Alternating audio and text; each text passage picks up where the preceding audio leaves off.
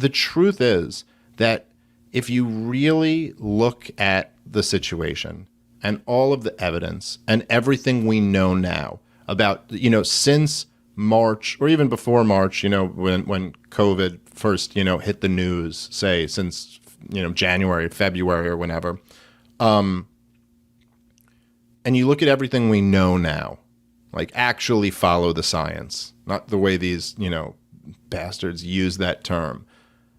There's really only one logical conclusion that you come to of what we should do now. And it's go back in time, not shut down. Well, no, but I'm saying people get sick and get to natural immunity. Well, listen, assuming we did everything that we did, saying right now, the only logical thing to do is just stop.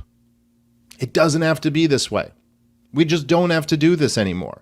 We know so much about it now. Look, obviously you're right about if we could go back in time, we shouldn't have locked down. We shouldn't have done all this craziness. There's like a million things that we know now. We shouldn't have been putting so many people on ventilators, killed a whole bunch of people. Shouldn't have been sending COVID positive patients into nursing homes, killed a bunch of people. Okay. But even if I were to grant, they go, it was a novel virus. They didn't know at the time. And these aren't, blood-soaked sociopathic monsters, as they clearly are, but they just got everything wrong.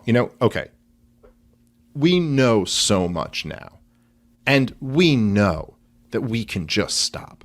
We can just stop and go back to normal life. Here's the reality of the situation, and these are just undeniable facts. COVID, by and large, kills old people and people who are immunocompromised.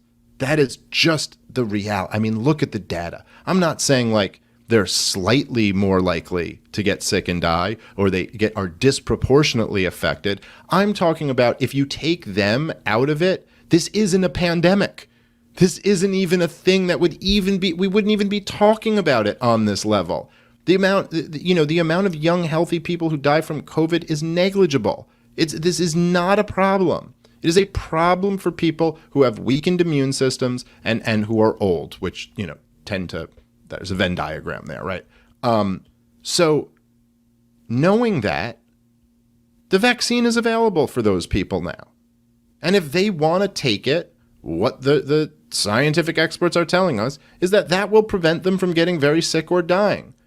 And if they're wrong about that, well, then this whole thing doesn't work anyway, right? Then if it doesn't prevent them from getting very sick and dying, well, then that certainly doesn't justify any of these policies. And if it does, then that doesn't justify any of these policies, because now those people who are at risk can take it, or if they don't want to, they can assume their own fucking risk and go and live their lives. And the rest of people do not have to fucking be forced into this dystopian nightmare of a goddamn apartheid state in New York City. And that's it. It's the obvious conclusion. We can just stop. We can just live like relatively normal. That's like the real thing, man. I really hope people do. It's like whatever. If you still at this point can fucking remember how you felt in 2019, like if 2019 isn't fucking 1862 to you, and it's like you can still kind of remember that, fucking grab hold of that feeling. Never lose your grip on that feeling. Remember what 2019 was like, and remember how insane all of this is. This is not normal, okay? That was more normal.